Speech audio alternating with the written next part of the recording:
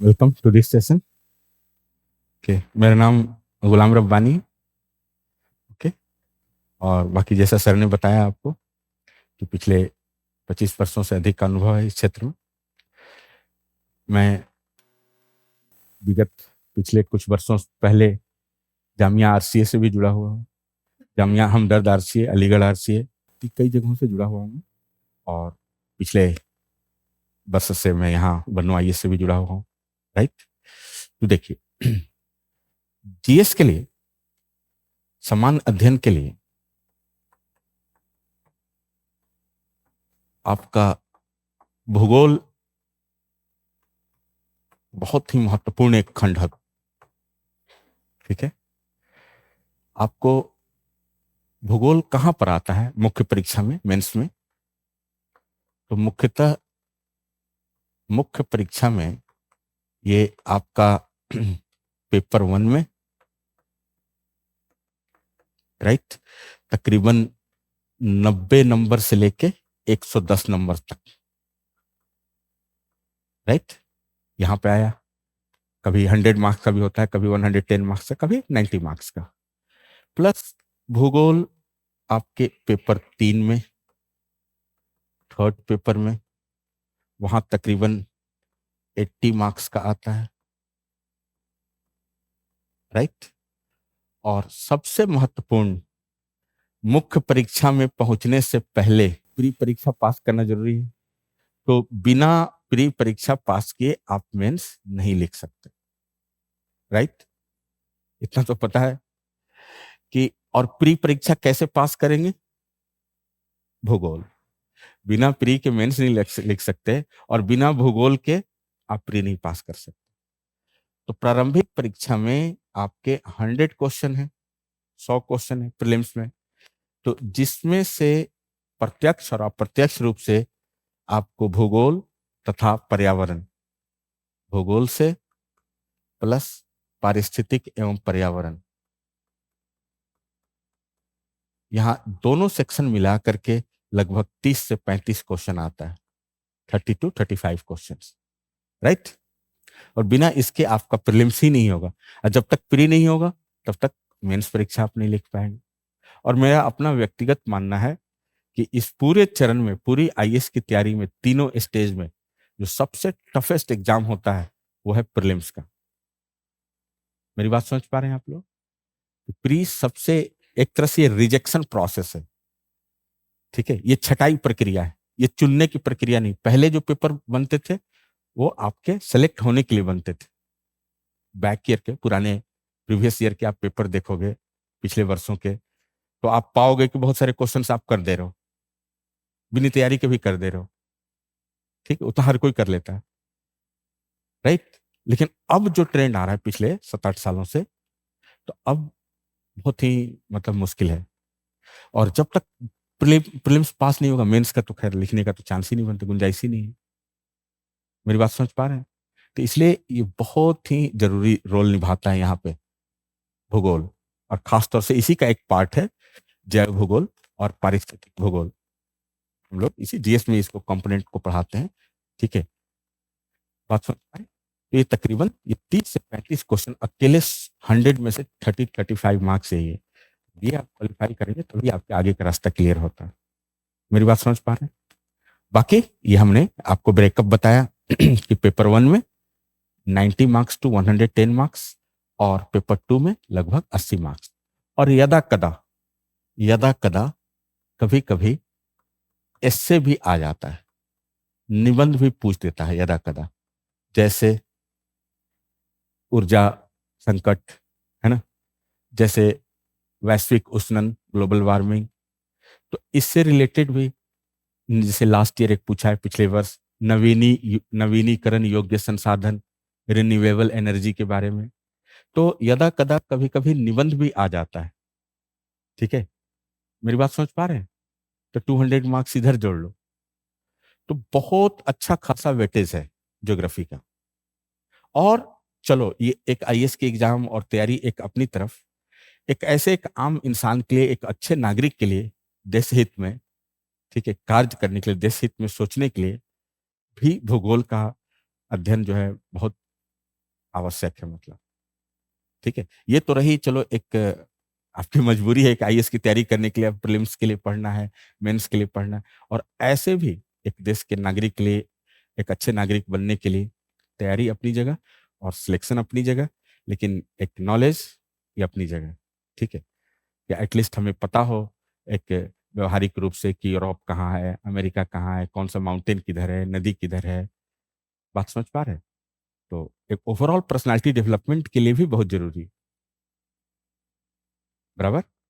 चलिए, तो इसमें जैसा कि भूगोल में आपका दो खंड हुआ, विशेषकर भूगोल को हम दो भाग में बांटते हैं। पहला है भौतिक भूगोल और दूसरा है आपका मानव भूगोल, राइट। तो वैसी तमाम चीजें जिसको गॉड ने, ईश्वर ने, नेचर ने, प्रकृति ने, अल्लाह ने, वाहेगुरु ने बनाया, जो धरती पे सृष्टि ने बनाया, कौन सृष्टि, हुई सृष्टि, पड़ोस में रहती है सृष्टि, प्रकृति, नेचर, अल्लाह, ईश्वर। मेरी बात समझ पा रहे हैं? तो जिन चीजों को गॉड ने बनाया, ईश्वर ने, अल्लाह ने, नेचर ने बनाया, वो किसके अंतर्गत आएगा? Physical geography. जैसे क्या बनाया अल्लाह ताला ने धरती पे? पहाड़, अल्लाह का लाख लाख शुक्र है, पहाड़ बनाए। तो पहाड़ को हम किसमें पढ़ेंगे, मानव भूगोल में कि भौतिक भूगोल में? पहाड़ बनाया। और क्या बनाया ईश्वर ने? समुंदर बनाया। भगवान का लाख लाख शुक्र है, समुंदर भी बनाया। मन ओशिनोग्राफी, ओशियन, वो किसका पार्ट होगा? भौतिक भूगोल का। और क्या बनाया नेचर ने, प्रकृति ने, सृष्टि ने? पेड़ पौधे, जंगल बनाए, मतलब ठीक है। जैव भूगोल, पारिस्थितिक भूगोल, किसका पार्ट होगा ये? और क्या बनाया जी? नदियां बनाई, रिवर्स बनाया। तो ये सब सारे किसके भाग हैं? भौतिक भूगोल के। और जिन चीजों को इंसान ने बनाया, खुद इंसान को किसने बनाया? नेचर नहीं बनाया, गॉड नहीं बनाया, पक्का ना? तो इंसान क्या है? इंसान एक बड़ा क्लिष्ट प्राणी है, इंसान बड़ा कॉम्प्लेक्स ऑर्गेनिज्म। अब आगे चल के आप पढ़ोगे, इसमें बहुत कॉम्प्लेक्स डिबेट है कि मतलब मैन को, जो हमारा जो इमेज है इंसान का, मैन का, मैन को हम किस फॉर्म में पढ़ें? फिजिकल के फॉर्म में पढ़ें कि ह्यूमन के फॉर्म में पढ़ें? तो दो नाम पढ़ोगे आगे चल के। रैटजेल, मानव भूगोल का संस्थापक, कुछ बुक में लिखेगा रैटजेल और कुछ बुक में लिखेगा विडाल डिला ब्लास। ये क्या बला है भैया, हर सब्जेक्ट में तो एक ही बाप होता है, एक ही फादर होता है, ज्योग्राफी में क्या चक्कर है, दो दो फादर? कहीं पे लिखेगा रैटजेल फादर ऑफ ह्यूमन ज्योग्राफी, कहीं लिखता है विडाल डिला ब्लास। तो इस समझ का फेर है हमारे। तो जिस बच्चे को ये मालूम कि मैन का, इंसान का, अगर हम यहाँ पे रखेंगे इनको, क्योंकि इंसान को तो गॉड नहीं बनाया, तो वो किसके अंतर्गत आएगा? वो भौतिक भूगोल में आएगा। और जब मैन को हम यहाँ रखेंगे तो किस में आएगा? मानव भूगोल में। तो धरती पे जैसे एक को रेटजेल ने किया, रेटजेल ने इस मेथड से स्टडी किया और विडाल डिला ब्लास ने इस मेथड से स्टडी किया, तो दोनों को मानव भूगोल का संस्थापक कहा जाता है। मेरी बात समझ पा रहे हैं लोग? आगे और जब क्लासेस स्टार्ट होंगी तो इस पे एक विशिष्ट, इस पे एक चर्चा होगी। बल्कि आपके 12वीं क्लास की एनसीईआरटी का जो पहला लेसन है इसी पर है। बीच में बल्कि एक दौर आया, ओरिजिन ऑफ स्पीसीज के प्रकाशन के बाद 1889 की में एक किताब आई थी चार्ल्स डार्विन की, द ओरिजिन ऑफ स्पीसीज, जीवों का उद्भव एवं विकास and selection in relation to sex. इनकी दो किताबें हैं, हिस्टोरिक किताब है। दुनिया में बाइबल के बाद और कुरान के बाद सबसे ज्यादा जो किताब बिकती है, ओरिजिन ऑफ स्पीसीज, सबसे ज्यादा किताब जो छपी है, मतलब printed, origin of species, right. तो एक पूरा दौर आया था 1889 से 1859, सॉरी 1859 से लेकर 1900 तक का, कि हर सब्जेक्ट जूलॉजी के रंग में रंग गया था। इस पूरे फेज को कहा था जूलॉजिफिकेशन ऑफ डिसिप्लिन, ठीक है। जूलॉजिफिकेशन ऑफ डिसिप्लिन, विषयों का किसमें? प्राणी विज्ञान के रंग में रंग जाना, विषयों का प्राणी विज्ञान के रंग में रंग जाना। वो पूरा एक दौर आया था, फेज आया था 1859 से लेकर के 1900 तक का। जैसे आप सुनते हो, कभी देखते हो, इस बात पे कभी गौर किया है? जैसे snout of the glacier, glacier का थुथना, ग्लेशियर का थुथना, माउथ ऑफ द रिवर, नदी का मुहाना, नदी का मुंह। नदी का कोई मुंह होता है? ये क्या चक्कर है भाई, नदी का मुहाना, माउथ ऑफ, यार नदी को मतलब माउथ होता है? नहीं, नहीं होता है। ठीक है। रोड्स, ट्रांसपोर्ट्स की तुलना की गई आर्टरी से, ब्लड वेन से, आर्टरी से। ग्लेशियर की तुलना की गई नॉट, थुथना से। मेरी बात समझ रहे? रिवर, नदी के मुहाने को हम क्या बोलते हैं? Delta, mouth of the river. ये क्या चीज है? ये वही फेज है, वही दौर है 1859 से लेके 1900 के बीच का काल को, पूरे को कहते हैं जियोलॉजिफिकेशन ऑफ डिसिप्लिन्स। राइट। अब देखो दूसरा इसमें इंसान, मानो, तो इस पे एक आगे चल के जब विधिवत क्लासेस हम लोग की प्रारंभ होंगी तो इस पे एक चर्चा होगी, है ना? इन दोनों के बीच एक डिबेट है। देखो, अब जब इंसान को इंसान के रूप में स्टडी करें तो धरती पर कोई भी इंसान है वो एटलीस्ट धरती का बोझ नहीं है, कुछ तो कार्य करता है। तो कितने तरह के काम करता है इंसान? सोचो, ऐसे ही पढ़ोगे, ऐसे याद भी रहेगा। नो रटन विद्या, एकदम ऐसे। इंसान जो धरती पर है वो कितने तरह के काम करता है? जैसे चिप्स बनाना, पोटैटो का चिप्स बनाना, वेरी गुड। तो पोटैटो को चिप्स बनाने के लिए मशीन चाहिए ना? और क्या क्या चाहिए पोटैटो के चिप्स बनाने के लिए? ब्रेड चाहिए। अच्छा, पोटैटो चिप्स में ब्रेड पड़ता है? मसाला वगैरह चाहिए, और आलू चाहिए, टोमेटो भी चाहिए, वेरी गुड। तो आलू कहाँ पर होगा? फैक्ट्री में होगा? खेत में? वो कौन उगाएगा? Very good. तो इसको कौन सा काम बोलते हैं? प्राथमिक क्रियाएं। तो प्राथमिक क्रियाएं, द्वितीयक क्रियाएं, तृतीयक क्रियाएं, पहले तीन थी। तो प्राथमिक क्रियाओं के अंदर कृषि, शिकार मतलब आखेट, मेरी बात समझ पा रहे हैं? संग्रह, जमा करना, मत्स्यन, मछली मारना। तो जो ईश्वर ने, गॉड ने दिया है उसका सीधा इस्तेमाल क्या कहलाता है? ये कहलाता है प्राथमिक क्रिया। द्वितीय क्रिया, जो गॉड ने दिया है उसमें थोड़ा सा हमने परिवर्तन किया। जैसे इन्होंने बोला कि कृषि कर रहे हैं, तो कृषि किस तरह का कार्य? प्राथमिक क्रिया। तो कोई भी इंसान है वो धरती पे तीन तरह के काम करता है, प्राथमिक क्रिया, द्वितीय क्रिया और तृतीय क्रिया। तो प्राथमिक क्रियाओं के अंतर्गत क्या आता है? खासतौर से कृषि, आखेट माने शिकार, मत्स्यन, मत्स्यन फिशिंग, गैदरिंग मतलब संग्रहण, जमा करना। तो ये सब प्राथमिक क्रिया है। अब कृषि क्या? कृषि में कोई भी फसल लगाओ। अब उस आलू से हमने चिप्स बना दिए, तो ये कौन सी क्रिया होगी? द्वितीय। इसी को कहते हैं द्वितीयक को विनिर्माण उद्योग, मैन्युफैक्चरिंग सेक्टर, विनिर्माण क्षेत्र, मैन्युफैक्चरिंग इंडस्ट्री। और उसको चिप्स को बना के क्या करेंगे? घर में रखेंगे, कोना में, कोने वाले रूम में नहीं ना। Anyhow we have to supply to the market. हम उसको क्या करेंगे? बाजार ले जाएंगे ना। तो वितरण। तो तृतीय में क्या आएगा? सर्विस सेक्टर, वितरण। अब यहां पर आपने आयरन ओर निकाला, खनन। अब उस आयरन ओर का क्या करेंगे? हम खुदाई करके आयरन निकाल के फाकेंगे उसको? नहीं ना। क्या करना पड़ेगा? उससे हम स्टील बनाएंगे। तो लौह इस्पात उद्योग किसमें आ गया? द्वितीयक में। ये सारी चीज आप डिटेल में पढ़ेंगे, हर एक एक क्लास है सबके पीछे। तो द्वितीयक, इस्पात। अब उस स्टील को, इस्पात को बना के हम क्या करेंगे? बाजार ले जाएंगे। तो वितरण, ये तृतीयक का काम है। मेरी बात समझ में आई? तो ये जो चीजें कर रहा है इंसान, जरा गौर कीजिए। मानव भूगोल, इंसान या तो कृषि कर रहा है, या तो अखेट कर रहा है, या तो मत्स्यन कर रहा है, संग्रह कर रहा है, कर रहा है, माइनिंग कर रहा है, mining, hunting, gathering, fishing, agriculture. वो नेचर जो गॉड ने दिया उसको दी हुई चीज को परिवर्तन करके कर रहा है ना। मेरी बात सुने? इसलिए इसको कहते हैं मानव भूगोल।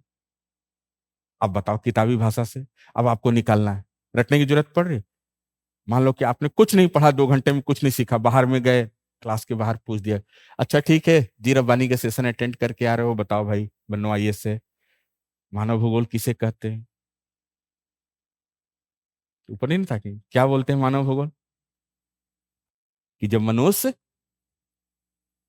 ईश्वर द्वारा, गॉड द्वारा जो दी गई चीजें हैं, इसमें परिवर्तन करके जो चीज बनाता है, उसी का अध्ययन है, उसका स्टडी कर रहे हैं हम लोग क्लासरूम में। तो प्रकृति प्रदत्त, ईश्वर प्रदत्त दी गई चीजों का जब इंसान, मानव उसमें परिवर्तन करता है, जब उसमें हस्तक्षेप करता है, और उन्हीं का अध्ययन क्या कहलाता है? मानव भूगोल कहलाता है। मेरी बात समझ पा रहे हैं आप लोग? आओ, तो आज विधिवत रूप से, जैसे आपका डेमो क्लास है, तो भौतिक भूगोल में खास तौर से एक सेक्शन आता है भू आकृति विज्ञान, है ना? तो आओ वहां से स्टार्ट करते हैं हम लोग। देखिए, एक बड़ा खास टॉपिक है ये, तो जस्ट एक हमने इंट्रोडक्शन आपको बताया। देखिए, तो एक्चुअल जो आपका टॉपिक है हमारा, वो आज का प्लेट विवर्तनिकी, प्लेट टेक्टोनिक्स, प्लेट विवर्तनिकी, क्या बोलते हैं उसको? Plate tectonics, right? देखिए, तो प्लेट क्या होता है? What is plate actually? तो प्लेट, प्लेट शब्द की उत्पत्ति विल्सन महोदय ने की थी। ये प्लेट कोई खाने वाला प्लेट है, छिपा मतलब थाली नहीं, प्लेट। ये है क्या प्लेट? तो जरा देखो बाबू, अब इसको समझना है हमें, ठीक है? आओ, अपनी धरती जो है कई प्लेटों पे बटी हुई। अब उसको कैसे समझे प्लेट को? गौर करें, एक एक करके जरा सा देखो। कॉन्टिनेंट से वाकिफ हैं आप लोग? अच्छा, ये कौन सा कॉन्टिनेंट है जी? North America. ये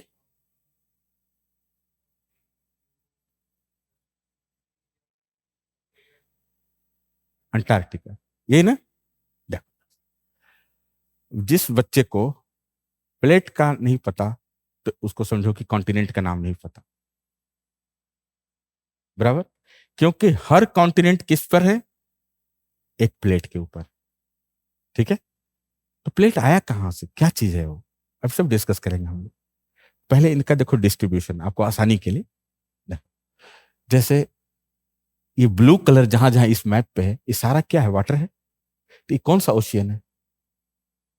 पैसिफिक ओशियन, प्रशांत महासागर। ये वाला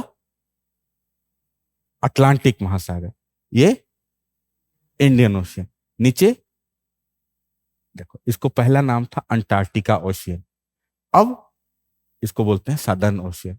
तो water body lying south of 40 degree is known as southern ocean. 40 degree दक्षिण के नीचे जो भी पानी है ना, सदर्न ओशियन कहलाएगा, ठीक है? पहले उसका नाम क्या होता था? अंटार्कटिका। नीचे अंटार्कटिका है ना, तो अंटार्कटिका के चारों तरफ, एक बार फिर से रिपीट करो, ये कौन सा ओशियन? Pacific, Atlantic. नॉर्थ और साउथ दोनों को मिले पानी मिल जाएगा ना, तो क्या कहलाएगा ये? जोर से, और जोर से। अटलांटिक, ये पैसिफिक। दक्षिणी महासागर, कौन सा महासागर? सदर्न मतलब दक्षिणी। और ऊपर आर्कटिक, पोल पे, ये देखो यहाँ लिखा हुआ आर्कटिक, है ना? पांचों ओशियन के नाम पता हो गए। तो जहां जहां ब्लू कलर है वो सारा क्या है? ओशियन है, और ये सब सारे कॉन्टिनेंट है। तो देखो बाबू, इसको कैसे करें, गौर कीजिए। जैसे जैसे मेरा हाथ मूव कर रहा है, बस उस पर ध्यान देना। फर्स्ट वन, ये एक प्लेट हो गया, दिस वन। इस प्लेट का नाम हो गया पैसिफिक प्लेट। कौन सा प्लेट? Pacific plate. कौन सा प्लेट? पैसिफिक प्लेट, प्रशांत महासागरीय प्लेट। तो कोई पूछे, यस गाइस, हेलो, कि प्रशांत महासागर ये जो वाटर है किस चीज पे टिका हुआ है? स्पेस में लटका हुआ वाटर ऐसे नहीं ना, ये पानी किसी चीज पे टिका हुआ है ना। और देखो, उसको गोली मारो, हटाओ, इधर देखो। घर का प्लेट देखा है ना, घर के प्लेट में ये चावल हो गया, ये दाल हो गया। तो चावल और दाल किस चीज पे टिका हुआ है? स्पेस में तो नहीं लटका हुआ ना। तो प्रशांत महासागर का पानी किस चीज पे टिका हुआ है? प्लेट पे। और ये मिल्टन का प्लेट नहीं है, प्रकृति का, नेचर का, गॉड का, ईश्वर का, अल्लाह का, वाहेगुरु का प्लेट है। बात समझ रहे हैं? यही तो समझना है हम लोग को। क्लियर? तो देखो, तो ये क्या नाम हुआ इस प्लेट का? तो आज कम से कम डेमो क्लास है सिर्फ, आज कम से कम इतना बाहर जाओ तो प्लेट का नाम ही याद करके जाओ कि भाई हाँ 2 घंटा बैठे तो कम से कम हमको प्लेट का नाम पता नहीं। तो ये कौन सा प्लेट हुआ? पहला पैसिफिक प्लेट। अब देखो, सिर्फ हाथ का मूवमेंट देखना मेरे। तो एक हमारा पैसिफिक प्लेट क्लियर। ये कौन सा महाद्वीप है? North America. तो देखो जरा से, ये पूरा एक ऐसे लेते हुए दिस वन, ये पूरा एक कॉन्टिनेंट हो, ये एक पूरा प्लेट हो गया का पूरा मयार, मतलब क्षेत्र, मतलब दायरा यहां तक।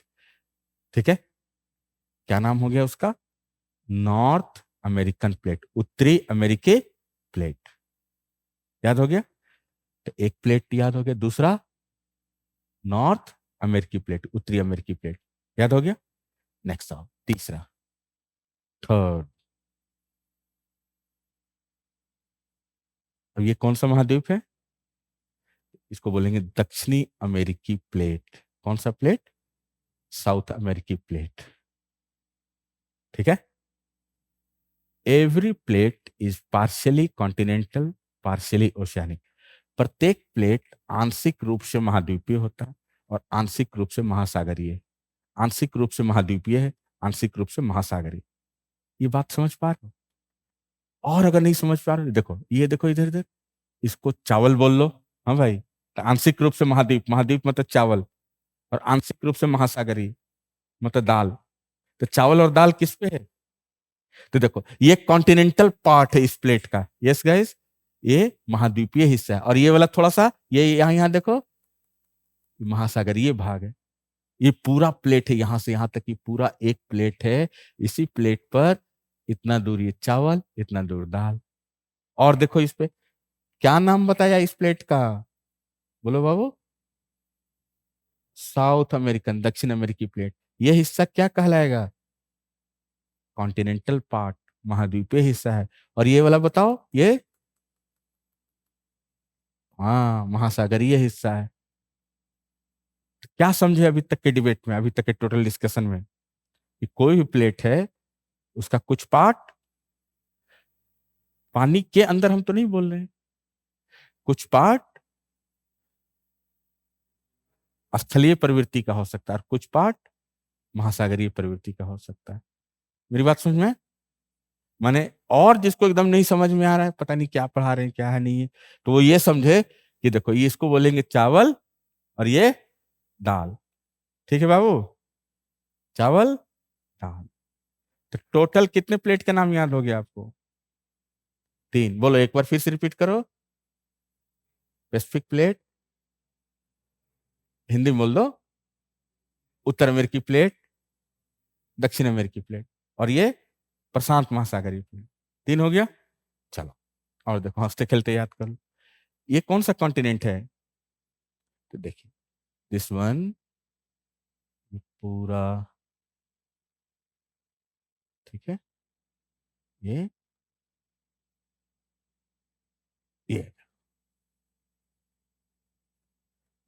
अफ्रीकी प्लेट। कौन सा प्लेट? अफ्रीकी प्लेट। याद हो गया? पूरा का पूरा अफ्रीका महाद्वीप एक प्लेट पर है। ठीक है, मेरी बात समझ पा रहे हो? अफ्रीकी प्लेट, यह हिस्सा पानी दिख रहा है ना। तो क्या बताया हमने कि प्रत्येक प्लेट आंशिक रूप से महाद्वीपीय हो सकता है, आंशिक रूप से महासागरीय हो सकता है। Partially continental, partially oceanic, partially continental, partially oceanic. याद हो गया? कितने याद हो गए नाम? चलो 4 नाम याद हो। अब जरा देखो, ये कौन सा महाद्वीप? इधर तो ये तो इंसान ने बांट दिया ना, यूरोप और एशिया। लैंड तो अटैच है ना, जमीन तो संलग्न है, आपस में जुड़े हुए एक साथ है। तो देखो यूरोप और एशिया। अब इसको एक साथ ऐसे कर, ठीक है, यूरोप और एशिया को ये एक साथ ऐसे, क्लियर? क्या बोलेंगे इसको? Eurasian plate. कौन सा प्लेट? यूरेशियन प्लेट, ठीक है। चल, यूरेशियन प्लेट हो गया ना। नेक्स्ट आओ, देखो जरा, 5 हो गया। इंडिया और ऑस्ट्रेलिया, ये दो अलग अलग दूर हैं। ये देखो पूरी यहां से लेके ऐसे यहां तक, ये देखो Indo Australian plate. Class 6 NCERT, 11th NCERT, 12th NCERT, BA तक, एमए तक, आईएएस की तैयारी तक कभी पूछा नहीं छोड़ेगा, बार बार घूम के आएगा ये तो। इंडो ऑस्ट्रेलियाई प्लेट, भारतीय ऑस्ट्रेलियाई प्लेट, बराबर। चावल चावल और बीच में दाल। तो प्रत्येक प्लेट आंशिक रूप से महाद्वीपीय होता है और महासागरीय होता है। केवल एकमात्र इसका अपवाद कौन है? प्रशांत महासागरीय प्लेट। पूरी की पूरी क्या है? प्रशांत महासागरीय प्लेट, महासागरीय ओशियानिक नेचर का है। बाकी सारे थोड़ा सा कॉन्टिनेंट, थोड़ा सा ओशियन, और सिर्फ ये वाला ओशियानिक ओशियन। कोई दिक्कत किसी को? मेरी बात समझ पाए? तो देखिए, टोटल कितने प्लेट याद हो गए आपको हंसते खेलते? 6 याद हो गए। अब देखो, धरती गोल है, तो अर्थ के पेंदी में ये कौन सा महाद्वीप है? अंटार्कटिका। ये भी तो किसी प्लेट पर है। तो देखो, ये पूरा एक प्लेट हो गया, ये पूरा एक, ये नीचे वाला एक प्लेट हो गया, ठीक है। ये एक पूरा प्लेट हो गया, अंटार्कटिका प्लेट। 7। तो टोटल बड़े प्लेट कितने हैं धरती पे? 7। याद हो गए? कोई दिक्कत? चलो एक बार खुद से सारे लोग बोलो तो एक स्वर में। प्रशांत महासागरीय प्लेट, उत्तरी अमेरिकी प्लेट, दक्षिणी अमेरिकी प्लेट, अफ्रीकी प्लेट, यूरेशियाई प्लेट, इंडो ऑस्ट्रेलियाई प्लेट, अंटार्कटिका प्लेट। 7 याद हो गए? कोई दिक्कत? टोटल 26 प्लेट हैं, जिसमें से 7 बड़े हैं और 19 छोटे हैं, ठीक है। 19 लघु प्लेट है। तो छोटा वाले में 2-4 नाम याद रखना है जीएस में, चाहे ऑप्शनल कुछ भी हो। हमको तो याद है 1900, आपके तसफ्फी के लिए, मन के सेटिस्फेक्शन के लिए हम बोल देंगे, लेकिन आपने कितना याद रखना है? 3-4 नाम याद रखना है छोटे वाले में से। छोटे वाले के लिए हम अलग कलर ले ले रहे, देखो आ जाओ, छोटे वाले के लिए एक डिफरेंट कलर हम ले ले रहे हैं। देखो बाबू इधर बोर्ड पे, पहला देखो, यूएसए और कनाडा के पास यहाँ पर एक छोटा सा प्लेट है, जुआन डी फूका। क्या नाम है? जुआन डी फूका। लास्ट ईयर एक लड़की थी उधर, उसने लिख दिया था फूफा, मतलब तो जुआन डी फूका। अब फूफा बोलने वाली थी जैसे, जुआन डी फूका, फूका प्लेट। याद रहेगा नाम? जुआन डी फूका प्लेट, दिस वन। कितना छोटा सा प्लेट है, ठीक है।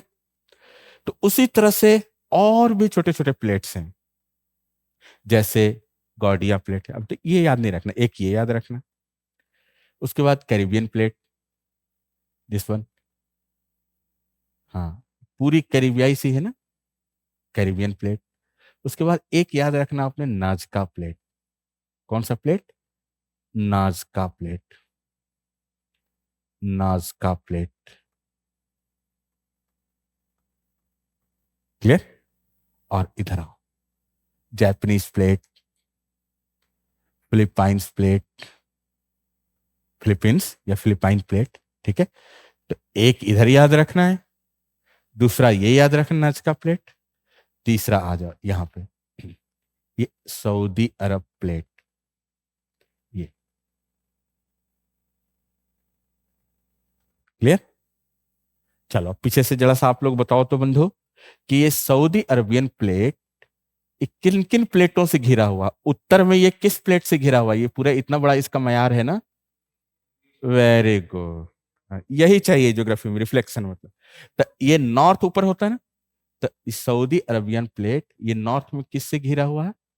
Eurasian plate. और पूरब में किस प्लेट से घिरा हुआ? Indo Australian plate. और दक्षिण में किससे घिरा हुआ? अफ्रीकन प्लेट से। Very good.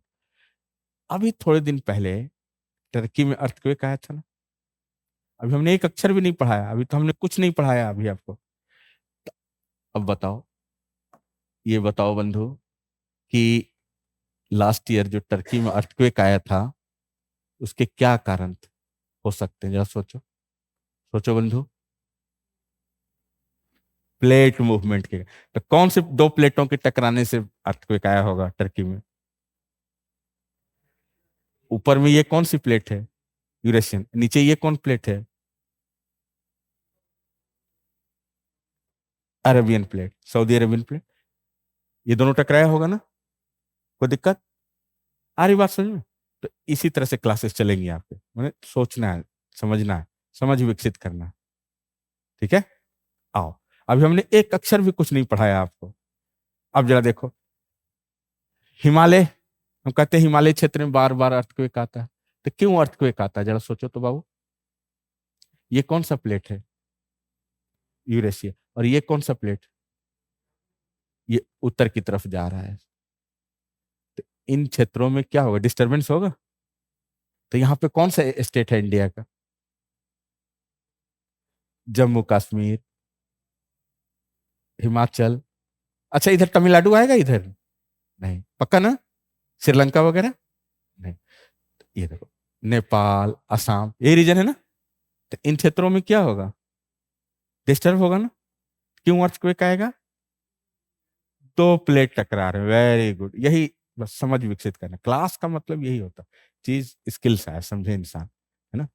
तो ये क्षेत्र हो गया। यहाँ देखो, ये डिस्टरबेंस हो, थोड़े दिन पहले अफगानिस्तान में आया था, उससे पहले ईरान में आया, उससे पहले टर्की में आया, ये पूरा जोन पाकिस्तान में आया। ये पूरा डिस्टर्ब रहेगा जोन ये। क्यों? ऊपर में कौन सी प्लेट? बोलो। Eurasian plate. नीचे Arabian plate, Indo Indo Australian plate. ये क्या कर रही? पुश कर रही, धक्का मार रही, जिसके कारण से वो खंड क्या होगा? डिस्टर्ब रहेगा। ठीक है, और स्थिर रहेगा, भूकंप आएंगे निरंतर। कोई दिक्कत किसी को? मेरी बात समझ में आई? चलो, अब इसको अगर स्लाइड को हटा दें तो सारे प्लेट का नाम बता दोगे आप लोग? पक्का? बुलाऊं यहाँ पे? ऐसे ही चलेगा क्लास, है ना? सारे बड़े प्लेटों के नाम बोलो तो आप लोग बोलो। पहला, एक सेकेंड, बृहद प्लेट। बृहद मतलब कंपेरेटिवली जो थोड़ा बड़ा है साइज इसका, आप सापेक्षिक रूप से बोलो। पहला, प्रशांत महासागरीय प्लेट। दूसरा बोलो बाबू, उत्तरी अमेरिकी प्लेट। तीसरा, वेरी गुड, दक्षिणी अमेरिकी प्लेट। चौथा, अफ्रीकी प्लेट। पांचवा, यूरेशियन यूरेशियन प्लेट। छठा, नेक्स्ट बोलो, इंडो ऑस्ट्रेलियाई इंडो ऑस्ट्रेलियाई प्लेट। और सातवां है अंटार्कटिका प्लेट। Antarctica plate. हो गया याद? अब कुछ दिमाग में विजुअलाइजेशन हो रहा है? अभी हमने थोड़ी देर के लिए इमेज हटा दिया है।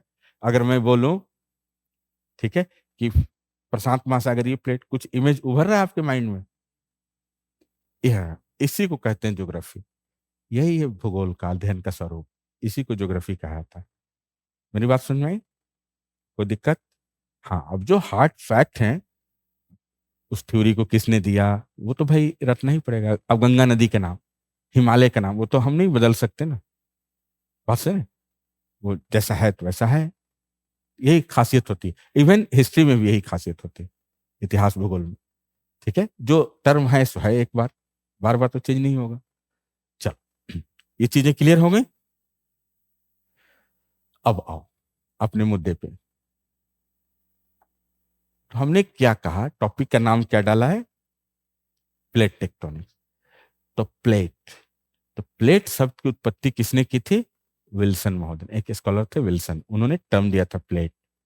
जो घर वाला प्लेट होता है ना, ये नेचर का प्लेट है। तो प्लेट आया कहां से? हुँ? अब देखो धरती कैसा है, इधर देखो तो बाबू, ये अर्थ है ना अपना, पृथ्वी। अब देखो ये हिस्सा भूपर्पट्टी, गौर करो, देखो बाबू, पहला हिस्सा क्या बोलेंगे हम इसको, भूपर्पट्टी, इंग्लिश में बोलते हैं क्रस्ट। उसके बाद नेक्स्ट मेंटल, मैंटल। हाँ, मेंटल तो उधर रांची में, काके में है ना, आगरा में भी है, बात सुने, वो है मेंटल, और ये है मैंटल। मैंटल है ना, भूपर्पट्टी, क्रस्ट, ये हिस्सा बीच वाला, बोलो, मैंटल, इसको बोलते हैं प्रवार, राइट। और हाँ, क्रोर, तो ये आउटर कोर, डॉटेड डॉटेड जो है आउटर कोर, और ये सॉलिड, ये जो इनर कोर, आंतरिक क्रोर। तो पहला बाह्य क्रोर, आउटर कोर, नीचे आंतरिक क्रोर, आंतरिक क्रोर, ठीक है, आंतरिक क्रोर।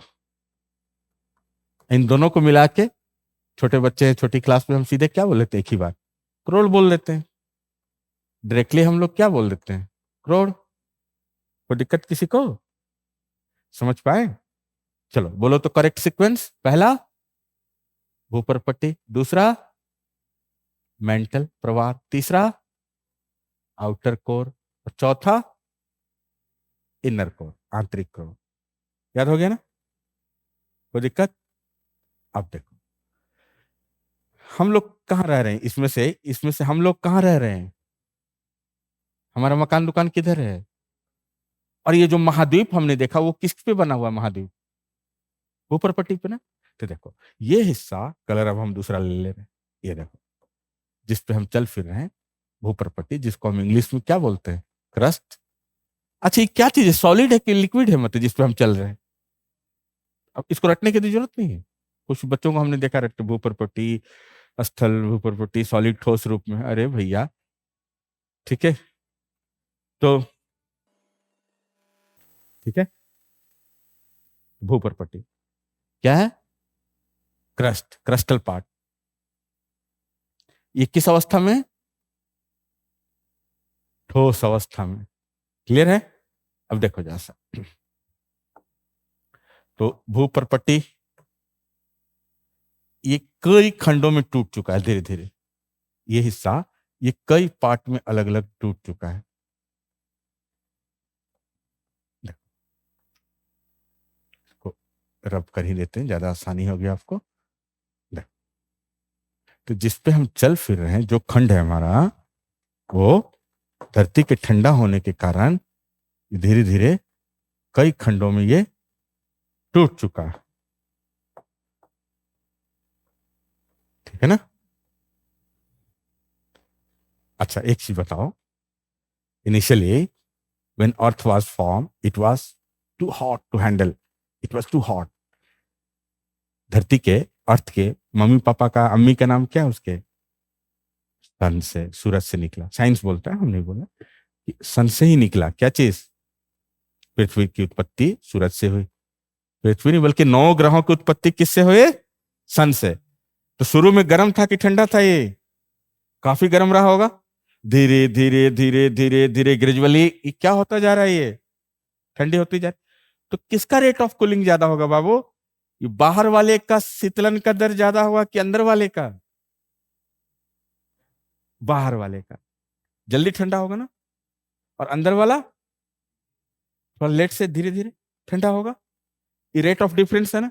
यही तो बवाल के जड़ है, यही तो असली वजह है। तो जिस पे हम चल फिर रहे हैं भूपर्पट्टी, ये ठीक है करोड़ों साल पहले बना। धीरे धीरे धीरे धीरे धीरे धीरे धीरे धीरे क्या होता चला गया, ये ठंडी होती चली गई। लेकिन अर्थ के पेट में अभी भी बहुत गर्मी है, बहुत गर्मी है इसमें, ठीक है। तो ये जो डिफरेंस है ना, विभेदी दर जो है, इसी की वजह से सारा टेंशन हो रहा। ठीक है, मेरी बात समझ पा रहे हो आप लोग? तो अब देखो, ये हिस्सा जो भूपर्पट्टी है, कई खंडों में टूट चुका है। इसी एक खंड को हम नाम दे रहे हैं plate. Plate number 1, plate number 2, plate number 3, plate number 4। तो प्लेट आया कहां से? प्लेट किसको हम प्लेट रेफर कर रहे हैं? क्रस्ट का टूटा हुआ पार्ट, भूपर्पट्टी का टूटा हुआ हिस्सा। मेरी बात है, टॉप मोस्ट लेयर जिसको हम बोल, सॉलिड है कि लिक्विड है? सॉलिड है। कोई दिक्कत? तो टोटल कितने प्लेट हमने बताए अभी थोड़ी देर पहले? 26 प्लेट हैं, जिसमें से 7 बड़े बड़े हैं और 19 छोटे छोटे हैं। कोई दिक्कत किसी को? मेरी बात समझ पा रहे हो आप लोग? तो ये है कहानी। तो प्लेट, राइट, इन सबको क्या नाम दिया हमने? प्लेट। ये सब सारे प्लेट्स हैं, सारे प्लेट्स हैं, ठीक है। पूरी धरती कैसी है? गोल, जिसमें से 7 बड़े प्लेट हैं और 19 छोटे। तो 19 में से कितने प्लेट बनाए थे अभी थोड़ी देर पहले हमने? बड़े वाले बनाए थे। लघु प्लेट में से, माइनर में से, जापानीज, जापान याद है सबको? अलग से रटने की टेंशन है। Japanese plate. फिलीपींस, कोई ऐसा बच्चा क्लास में जिसको फिलीपींस पता ना हो? पता है? Philippines, Philippine plate. सऊदी अरब, कोई ऐसा बच्चा क्लास में जिसको सऊदी अरब पता है? बाकी हम लोग सब पढ़ेंगे, सब मार्क भी करें। तो अरबियन प्लेट याद हो गया, हंसते खेलते। और उधर एक जुआंडी फूका प्लेट बताए, फूका और नाच का, खत्म कहानी। बस इतना छोटे वाले में से इतना याद रखना, काम चल जाएगा आपका। इवन अगर ऑप्शनल भी हो अगर आपका, फिर भी 5 काफी है, ठीक है। बाकी तो इसे हम बोल ही देते, पढ़ा ही देते 19 हो, लेकिन नहीं जरूरी है 19, ठीक है। खैर, तो टोटल अभी तक के टोटल डिस्कशन का अगर मैं आप लोग से पूछूं कि प्लेट है क्या, वही यक्ष प्रश्न, व्हाट इज प्लेट, मुद्दे पे आते हैं अपने। वाह, वेरी गुड, छा गए तुम। मैंने भूपर्पट्टी का टूटा हुआ हिस्सा। तो भूपर्पट्टी शुरू में क्या था? काफी गर्म था, और अब क्या है? धीरे धीरे ठंडा होता है। तो अब इसको लिखना, हम कैसे लिखेंगे? प्लीज राइट डाउन, लिख सकते हैं, लिखना है। भूपर्पट्टी का वह भाग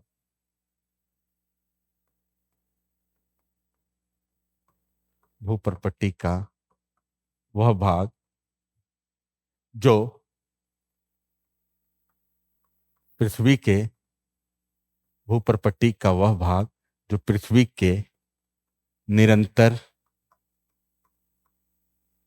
शीतलन की प्रक्रिया के फलस्वरूप, जो पृथ्वी के निरंतर शीतलन की, शीतलन मतलब ठंडा होना, शीतलन की प्रक्रिया के फलस्वरूप, शीतलन की प्रक्रिया के फलस्वरूप कई भागों में, कई खंडों में टूट चुका है। जो पृथ्वी की निरंतर शीतलन की प्रक्रिया के फलस्वरूप कई खंडों में या कई भागों में टूट चुका है। क्या कहलाता है? वेरी गुड, क्या कहलाता है? टूट चुका है, प्लेट कहलाता है।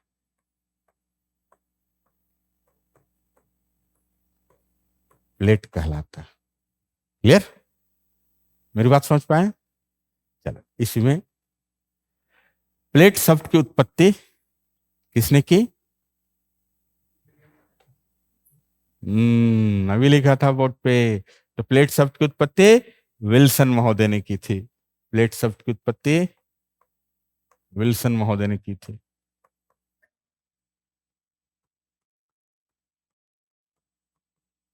उत्पत्ति विल्सन महोदय ने की थी।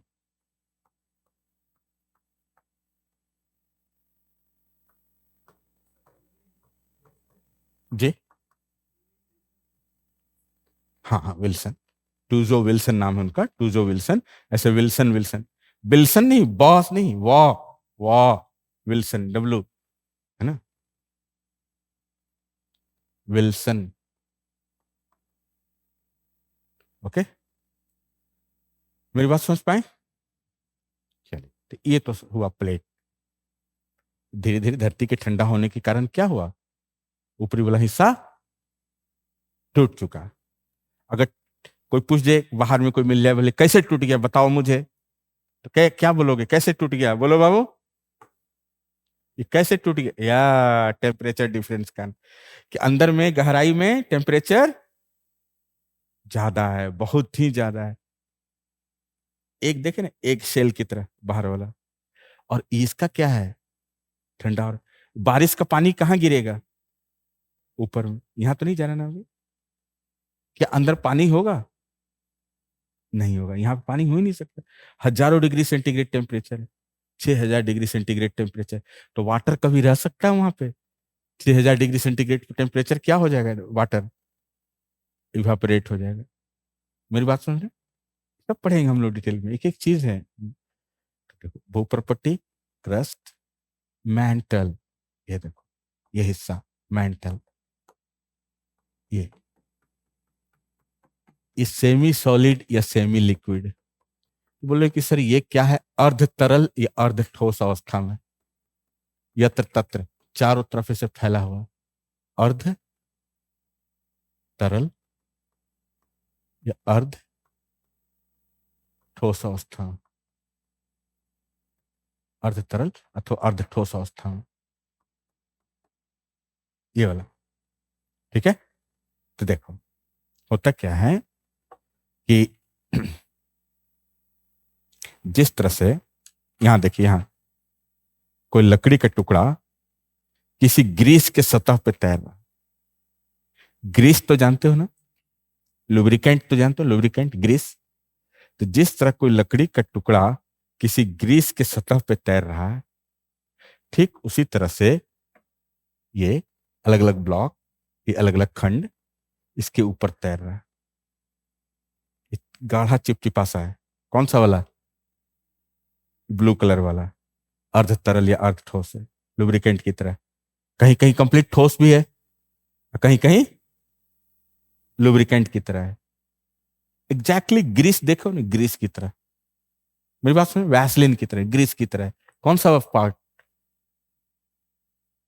क्या क्या नाम है इसका बोलो? पहले वाले का नाम भूपरपट्टी, दूसरा वाला मैंटल प्रवार, तीसरा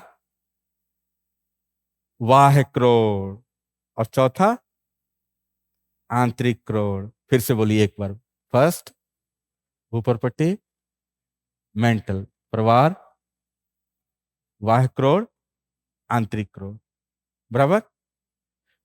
सॉलिड कौन सा है? ऊपर वाला। और धीरे धीरे ठंडा हो रहा है, जिसके कारण से अलग अलग क्रैक पड़ गया। एक खंड को क्या नाम दे रहे हैं? प्लेट। तो अब बोलोगे कि सर जी ये मूवमेंट कैसे आया उसमें, कैसे मूवमेंट आ रहा है? तो कोई भी चीज अगर लिक्विड है, सेमी लिक्विड है, अगर गर्म करोगे, तो गर्म करोगे तो भाप ऊपर आएगा ना, उठेगा ना। एग्जैक्टली यही चीज तो हो रहा है। तो ये अर्ध तरल या अर्ध ठोस अवस्था में, कौन सा? मेंटल। तो गर्म है ना, नीचे गर्मी ज्यादा है ना, भाप ऊपर उठ रहा है। ठीक है, अभी दिखा रहे हैं, पिक्चराइज करा दे रहे हैं आपको। तो देखो भाप ऊपर उठेगा, ये लो, ये भाप आके किसको धक्का दे रहा है? क्रस्ट को।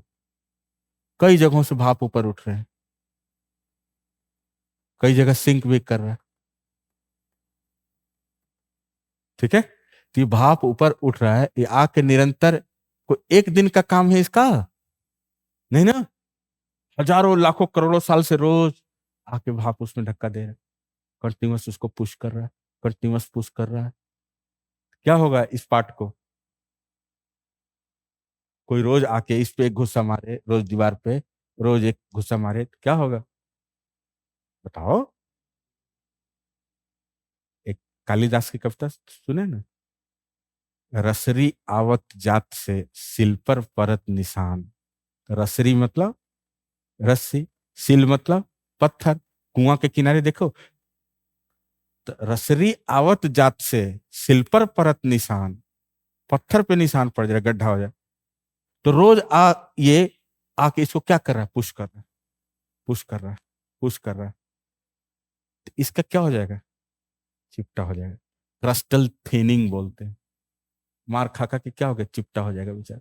अब इतना मोटा है, थिकनेस उसकी क्या हो जाएगी, मोटाई कम हो जाएगी, और एक वक्त आएगा कि वो वेरी गुड टूट जाएगा। और जैसे ही टूटेगा बताओ, बोलो बोलो, जैसे ही टूटेगा क्या निकलेगा बाहर, लावा।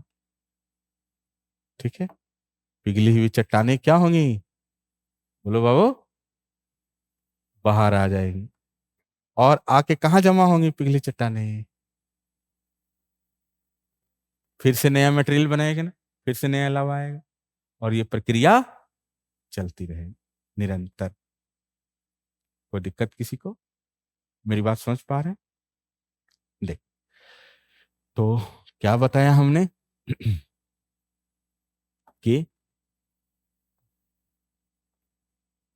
प्लेट होता क्या है, भूपर्पट्टी का वह हिस्सा, वह भाग जो निरंतर पृथ्वी के ठंडा होने के कारण, शीतलन होने के कारण कई खंडों में टूट गया है, प्लेट कहलाता है। प्लेट शब्द की उत्पत्ति किसने की थी, विल्सन महोदय ने। यहीं पे चाहो तो एक पॉइंट और जोड़ लो, क्या कि ऐसा ऐसा विश्वास है या ऐसा माना जाता है कि महाद्वीप और महासागर उन्हीं प्लेटों पर अवस्थित है, बराबर। इस पॉइंट को भी ऐड कर लें, ऐसी मान्यता है या ऐसा माना जाता है कि महाद्वीप तथा महासागर, महाद्वीप तथा महासागर इन्हीं प्लेटों पर, इन्हीं प्लेटों पर स्थिर हैं या अवस्थित हैं, अवस्थित हैं। क्लियर।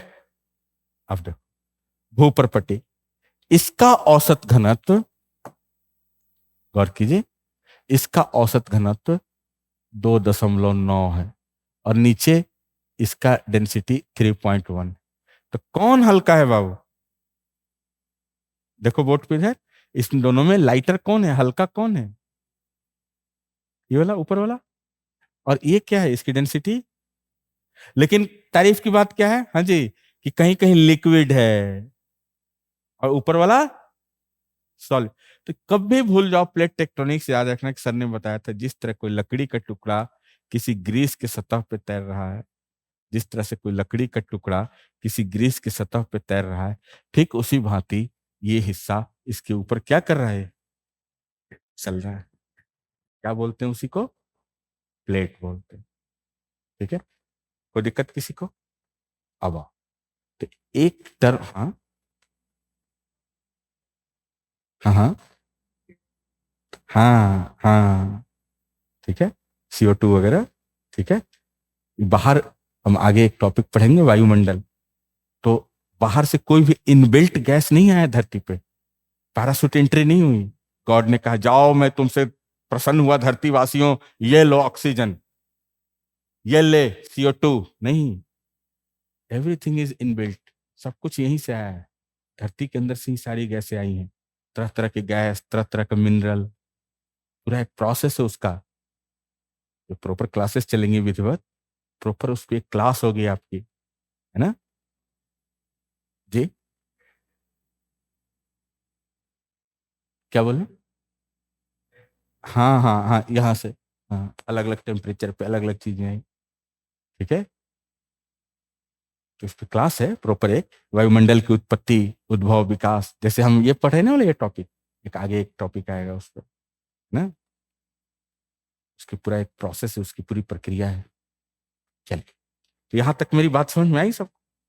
अब देखो, फिर बोलोगे कि हाँ सर आपने बोर्ड पे लिखा था प्लेट विवर्तनी की, ठीक है बताओ भैया। सर प्लेट तो समझ आ गया, ठीक है, सर विवर्तनिकी क्या होता है?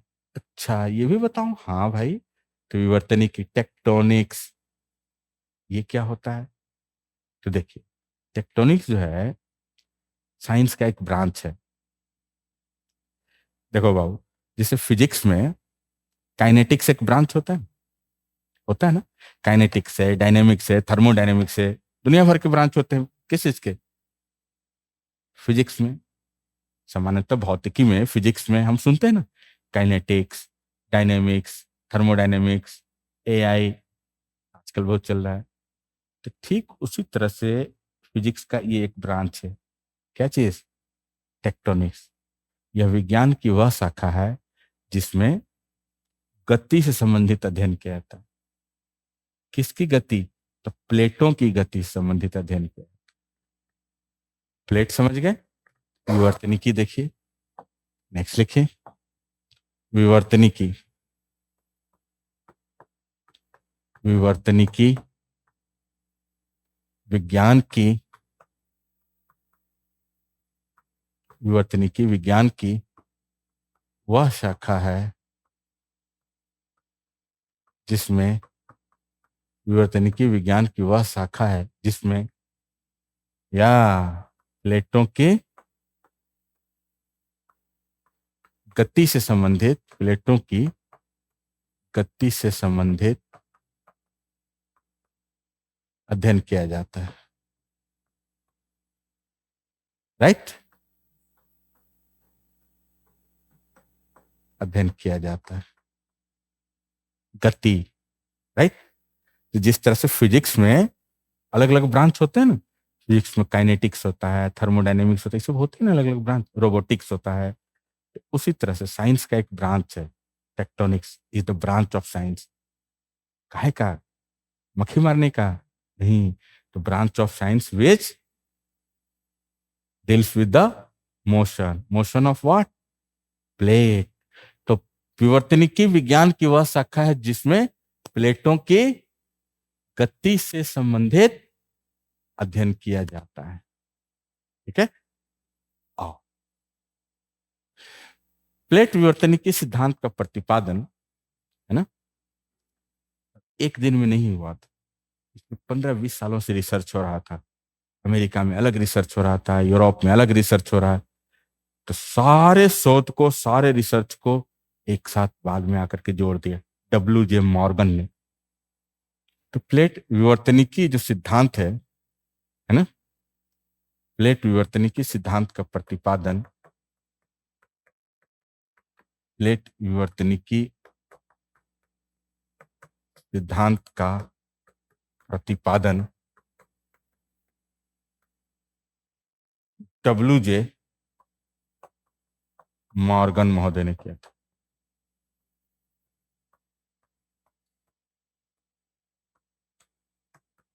डब्ल्यू जे मॉर्गन महोदय ने किया था। ठीक है, ये नाम आपने याद रखना है जीएस में, है ना। प्लेट टेक्टोनिक, प्लेट शब्द किसने दिया? विल्सन।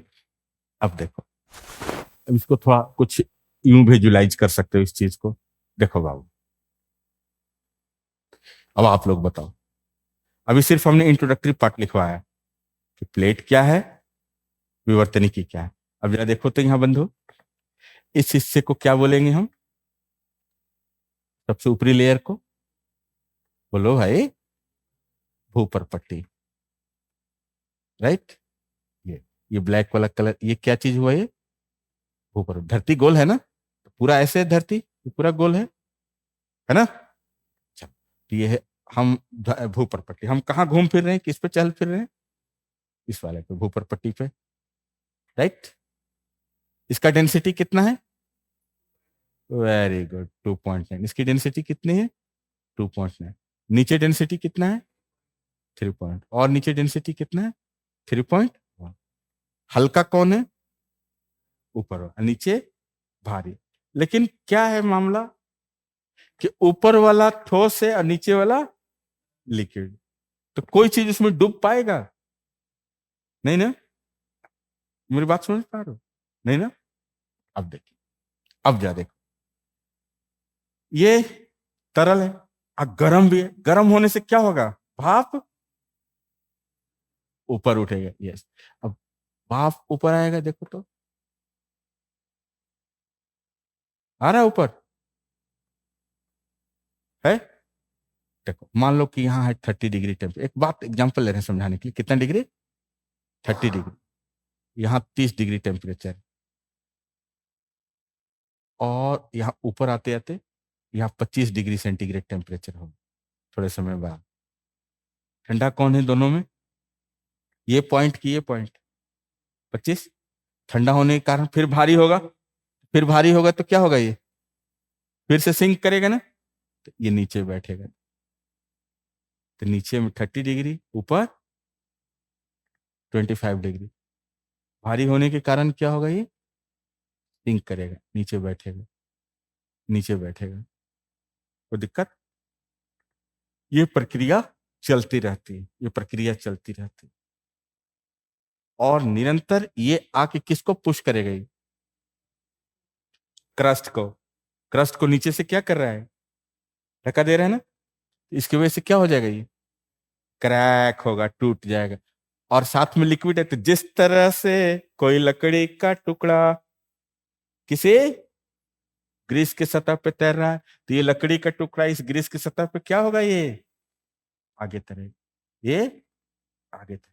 और यहाँ पे हमेशा क्या हो जाएगा, एक गैप हो गया, इस गैप से माल बाहर आएगा। माल बाहर आएगा का क्या मतलब, लावा इत्यादि, ये बाहर आया, इसी को लावा बोल रहे हैं, मोल्टेन रॉक बोल रहे हैं, पिघली हुई चट्टाने बोले, ये क्या हो जाएगा, ये बाहर आएगा। मेरी बात सुन। तो नेचर ने, प्रकृति ने, खुदा ने, अल्लाह ताला ने इतना अच्छा बैलेंस बना रखा है कि ऐसा देखा गया है, बहुत सारे इस पर रिसर्च हो रहा है, एक दिन का चीज नहीं है, बहुत सारे अभी अननोन चीजें हैं। ऐसा देखा गया है कि सामान्यतः जितनी लावा बाहर आ रहा है, वहीं कहीं दूसरी जगह पे ये प्लेट जाके मेल्ट भी हो रहा है, वहीं कहीं दूसरी जगह पे प्लेट मेल्ट भी हो रहा है, गल भी रहा है। मतलब अगर 100 किलो लावा बाहर आ रहा है, दूसरी जगह पे कहीं 100 किलो लावा। जन्म मृत्यु का खेल है, प्रतिदिन धरती पे लोग 25,000 लोग मरते हैं, और लोग 25,000 रोज पैदा होते हैं। ये बियॉन्ड साइंस बोल रहा हूँ, बियॉन्ड डाटा में बात कर रहा हूँ, एक जस्ट अनुमान के आधार पे ऐसी मान्यता है लोग, मैंने क्या है, पूरे साइकिल वो चक्र चल रहा है। ये डाटा है, ये तो फैक्ट, 25,000 लोग दुनिया में हर जगह कहीं ना कहीं मरते हैं, और कहीं ना कहीं 25,000 पैदा भी होते हैं। ठीक है, तो वही चीजें हैं। अगर 100 किलो लावा बाहर आ रहा है, तो 100 किलो लावा कहीं निकल रहा है, और ये प्रोसेस चल रहा है, ये आइसोस्टेसिस, ये बैलेंस मेंटेन। ठीक है, कोई दिक्कत किसी को? तो यही तरीका है मेरा पढ़ने पढ़ाने का, ऑडियो विजुअल माध्यम है ना। ये चीजें आपको दिमाग में सेट हो जाए, इसी चीज को अब हम लिखेंगे भाषा में। कैसे लिखेंगे भाषा में, यही चीज देखो आईएएस मेन से पूछा गया, इधर देखो, यही पूछा, मेंटल प्लूम मॉडल। क्या पूछा गया, mantle plume model, push pull model. 2 बार क्वेश्चन है, लगातार 2 साल, लगातार 2 साल यहां से प्रश्न है। पुश, हेलो, यहां देखो, यहां से पुश कर रहा है, तो इस जगह पे पुश, और इधर पुल। ग्रेविटी भी काम कर रहा है ना, गुरुत्वाकर्षण भी यहाँ काम कर रहा है, ग्रेविटी के कारण ये नीचे स्लाइड करेगा, ग्रेविटी के कारण नीचे स्लाइड करेगा। तो push pull, push pull, push pull, यही है पुश पुल मॉडल। कोई दिक्कत? तो एक जगह पुश कर रहा है, यहाँ एक जगह पुल कर रहा है। इसी को पूछा है पुश पुल मॉडल। दूसरी बार ये पूछा है, ठीक है, मेंटल प्लूम मॉडल। तो इन संवहनीय धाराओं का तरंग जो ऊपर उठ रहा है ना, इधर देखो, इन संवहनीय धाराओं के तरंग को क्या बोलते हैं? प्लूम बोलते हैं। संवहनीय धाराओं मतलब कन्वेक्टिव करंट्स। घर में चाय वाय बनाया हो कभी?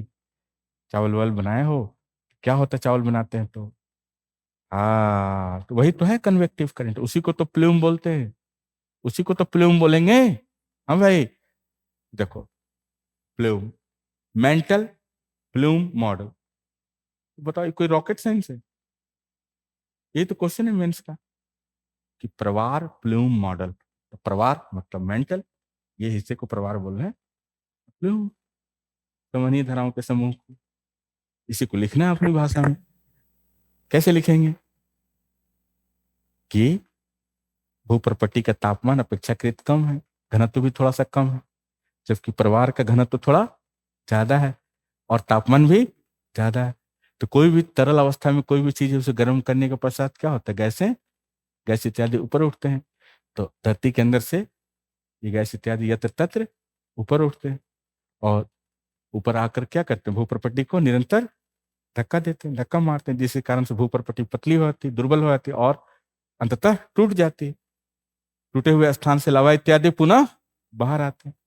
और प्लूम माने संवहनीय धाराएं ठंडी होने के पश्चात वो धरती के गोलाकार स्वरूप होने के कारण अंततः वो भी जाकर नीचे बैठ जाती है और यह चक्रीय प्रक्रिया चलती रहती है। क्लियर? मेरी बातें स्पष्ट हैं? और ये डायग्राम बना दिया एग्जाम में, सीधे सीधे 20 नंबर फोकट में, 20 नंबर आ गया। देखो, अब जब इस जगह से देखो तो ये एक पार्ट है प्लेट का, ये दूसरा पार्ट है प्लेट का। प्लेटें यहां से क्या हो गई? इस पॉइंट से, बोलो बाबू, फैलेंगे ना? तो अब ये स्लाइड ले लिया हमने। ये क्या दिखा रहा है? ये प्लेट है ना? ये क्या है? प्लेट है। किधर जा रहा है? Opposite direction. क्या हो रहा है? आकर के किधर बैठेगा संवहनीय तरंग? राइट हैंड साइड, इधर लेफ्ट हैंड साइड। अगर इस पूरे डायग्राम को अगर मैं बना दूं ऐसे, कुछ यूं होगा ये, यही ना बाबू?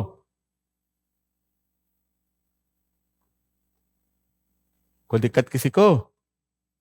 ये चलता रहेगा चक्कर नीचे, और ये क्या होगा? इस जंक्शन से फैलता रहेगा। इसी को जब विधिवत क्लास हम लोग की प्रारंभ होगी तो सारी चीजें देखेंगे। 3 तरह के प्लेट मार्जिन होते हैं। मार्जिन देखो, ये पेन है ना, इस पेन का 2 margin, head and tail end. तो उसी तरह से प्लेट है, प्लेट के भी 2 मार्जिन होते हैं। इधर देखो, यहाँ से प्लेटें फैल रही हैं, तो रचनात्मक प्लेट किनारा। और जहां प्लेटें जाके नुकसान होगी, विनाशात्मक प्लेट किनारा बोलते हैं। ठीक है? तो कहीं कहीं क्या होती हैं प्लेटें? एक है ना, ये देखो, क्या देख रहे हैं दोनों डायग्राम में आप लोग? फर्स्ट वाले में क्या हो रहा है? दोनों प्लेट एक दूसरे से दूर जा रही है। दूसरे वाले में आमने सामने, आमने सामने। तीसरे वाले में पैरेलल। तो इसी को बोलते हैं हम रचनात्मक प्लेट किनारा। कौन सा प्लेट किनारा? रचनात्मक। क्यों रचना? किसी चीज की रचना हो रही। 2 प्लेटें फैलेंगी, लावा इत्यादि बाहर आएगा, किसी चीज की रचना हो रही। इसको क्या बोलेंगे? विनाशात्मक। 2 प्लेटें दोनों आमने सामने जाएंगी तो विनाश होगा ना। और तीसरा है संरक्षी, law of conservation of angular momentum पढ़े होगे। ठीक है? संरक्षी, संरक्षण। ना ही ऊर्जा को उत्पन्न किया जा सकता, नहीं ऊर्जा को नष्ट किया जा सकता है। ऊर्जा केवल एक रूप से दूसरे रूप में स्थानांतरित होती है। उसी तरह से, ठीक है, law of conservation of angular momentum, उसी तरह से ये है संरक्षण। मतलब ना ही नुकसान हो रहा है, नहीं निर्माण हो रहा है। क्या हो रहा है? सिर्फ कंजर्व करके रख रहा है एनर्जी को। ठीक है? कंजर्व, संरक्षण करके रख रहा है, संरक्षित करके, है ना? नहीं नुकसान, नहीं निर्माण। इसको और हम लोग विधिवत पूरी डिटेल में पढ़ेंगे तो क्लासेस जब विधिवत स्टार्ट होंगी। ठीक है? कोई प्रश्न, कोई डाउट पूछना चाहते हैं आप लोग? अभी तो जस्ट एक हमने थोड़ा सा सैंपल आपको बताया है ना? कुछ जानना चाहते हैं, कुछ पूछना चाहते हैं इससे? जब भी प्रॉपर विधिवत क्लास होगी तो और सारी चीजें आएंगी। आपको भी मौका मिलता है, बच्चों को जो भी पूछना चाहते हैं पूछ सकते हैं, ठीक है? क्लास में भी मिलता है,